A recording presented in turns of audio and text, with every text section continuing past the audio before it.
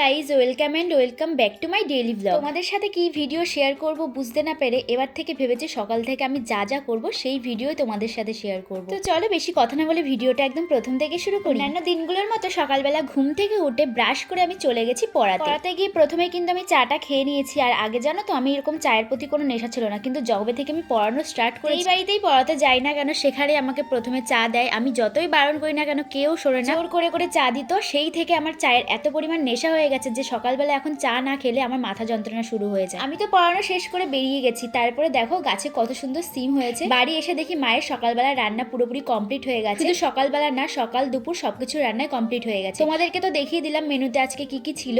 এইদিকে দেখো ফুলকিও চলে এসে আমাদের বাড়ি একসাথে কাজ করবো সেই জন্য এসেছে কাজ করার জন্য, কিন্তু সেই থেকে ফোন ঘেটেই যাচ্ছে। ও আরো একটা তরকারি তো রান্না হয়েছিল, সেটা তো তোমাদেরকে বলা হয়নি। আমি যেহেতু মাছ খাই না তাই মা এটা আমার জন্য রান্না করেছিল। সকালবেলা খাওয়া দাওয়া কমপ্লিট করে যা যা কাজ ছিল সেগুলো কমপ্লিট করার পর ভিডিও করার কথা তো আমি একদমই ভুলে গেছিলাম। তারপরে মনে পড়লো ও আমি তো আজকে একটা ব্লগ বানাচ্ছি, এইটুকু তো দেখাতেই হবে। দেখো এখন আমরা সবাই রেডি হয়ে গেছি আর এখন সবাই মিলে আমরা যাব আমাদের বাড়ির পাশে এক জায়গায় জগন্নাথ মন্দির উদ্বোধন হচ্ছিল। প্রথমে ভেবেছিলাম আমরা যাব না, তারপরে দেখি মা ঠাম্মা বড়মা সবাই যাচ্ছে, তাই আমরাও কিন্তু সুন্দর করে রেডি হয়ে গেছি। এই দেখো আমার এই ফুল লুকে আমাকে কেমন লাগছে অবশ্যই কিন্তু কমেন্ট করে জানিও। এইদিকে তুর্কি ফুলকির জন্য আমরা ওয়েট করে আছি আর ওরা তো আসেই না। তারপরে ওদের বাড়িতে চলে গেলাম, দেখি একজন চুল বাঁধছে আর একজন স্নান করতে গেছে। কেমন মাথাটা গরম হয় বলো। দেখে তাড়াতাড়ি রেডি হওয়ার পর আমরা কিন্তু চলে গেছি। আর গিয়ে না আমরা ভোগারতি টোগারতি কিচ্ছু দেখতে পাই, যেটুকু দেখতে পেরেছি তাও লোকের ঠেলা গুতো খেয়ে, মানে মন্দিরের ভেতর তো ঢুকতেই পাইনি। তাড়াহুড়ে করে তো চলে এলাম, এসে দেখি ভোগারতি তো শেষ, এখন না কয়েকটা নৃত্য পরিবেশন হবে। আজকে প্রথম মন্দিরটা উদ্বোধন হচ্ছে,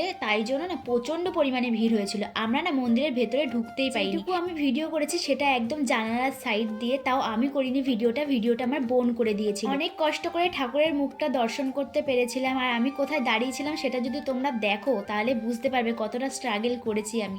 দেখতে পাচ্ছ যে কত ভিড় করে আছে, সবাই মিলে নাচগুলো দেখছিল। আর আমি এই যে এই পাহাড়ের ওপর উঠে দাঁড়িয়ে তারপরে হচ্ছে সবকিছুর অনুষ্ঠান দেখছিলাম। আর এখান থেকে নামতে গিয়ে তো আমি স্লিপ কেটে পড়েই যাচ্ছিলাম। তারপরে চলে এসেছি খাওয়া দাওয়ার এখানে, আর এখানে রাস্তার উপরে খেতে দিয়ে দিয়েছিল। আমরা তো জায়গায় খুঁজে পাচ্ছিলাম না যে কোথায় বসে খাবো। তারপরে দেখি এখানে চট পেতে দিয়েছে আর আমরা সবাই মিলে সেই হুট জুতি করে বসে গেছি। এসেছি আমরা একসাথে, কিন্তু খেতে কিন্তু আমরা একসাথে বসতে পারিনি। আমরা দুইজন এই সাইডে আর ওরা দুইজন ওই সাইডে বসেছিল, মানে সামনাসামনি হয়ে গেছিল। তোমাদেরকে দেখিয়ে দিই আজকের প্রসাদে কি কি ছিল।